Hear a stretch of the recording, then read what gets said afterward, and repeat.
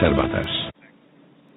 সাবেক ভূমিমন্ত্রী সাইফুজ্জামান চৌধুরী জাবেদের রাজধানীর গুলশানের বিলাসবহুল দুটি ফ্ল্যাট দখল বুঝে নিয়েছে দুর্নীতি দমন কমিশন দুদক। রোববার সকালে আদালতের নির্দেশে নির্বাহী ম্যাজিস্ট্রেট ও পুলিশের উপস্থিতিতে ফ্ল্যাট দুটির তালা ভেঙে ভেতরে প্রবেশ করেন দুদকের কর্মকর্তারা। তবে সংস্থাটির ধারণা, অভিযানের আগে ফ্ল্যাট থেকে অনেক মূল্যবান মালামাল সরিয়ে ফেলা হয়েছে।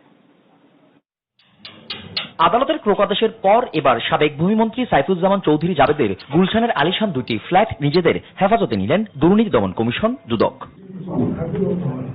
রোববার সকাল 10টায় দুদকের উপপরিচালক মশিউর রহমানের নেতৃত্বে জয়েন্ট টাস্ক ফোর্সের একটি দল গুলশান 2 নম্বরের 66 নম্বর রোডের ওই বাড়িতে পৌঁছায়। পরে পুলিশ ও নির্বাহী ম্যাজিস্ট্রেটের উপস্থিতিতে বন্ধ ফ্ল্যাট দুইটির তালা ভেঙে ভেতরে প্রবেশ করেন দুদক কর্মকর্তারা। গত বছরের ডিসেম্বরে সাবেক ভূমিমন্ত্রীর অন্যান্য অবৈধ সম্পদের সাথে গুলশানের প্রায় 7,500 বর্গফুটের এই ফ্ল্যাট দুটিও জব্দের নির্দেশ দেন আদালত। বিজ্ঞ আদালতের আদেশের যেভাবে আদেশ দিয়েছেন সেভাবে ফ্ল্যাট দুটি সঠিক রক্ষণাবেক্ষণ জন্য রিসিভার নিয়োগ করা হয়েছে আমাদের পরিচালক সম্পদ ব্যবস্থাপনা ইউনিটকে।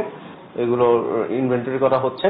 ফ্ল্যাটের ভিতর তল্লাশি চালিয়ে একটি মার্সিডিজ ভ্যান সহ 8টি বিলাসবহুল গাড়ির চাবি, 4টি রোলেক্স ঘড়ি, দামি ঝাড়বাতি সহ দুর্নীতির নানা আলামত উদ্ধার করেছে সংস্থাটি।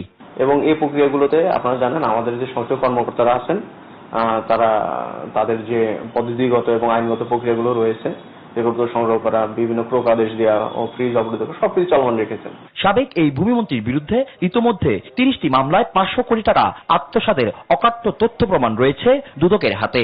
এছাড়াও বিশ্বের 9টি দেশে প্রায় 10,000 কোটি টাকা পাচারের প্রমাণ পায় সংস্থাটি। যে আইনগত এবং পদ্ধতিগত প্রক্রিয়া রয়েছে সেটি। ফজলে আদিত্য, দেশ টিভি, ঢাকা।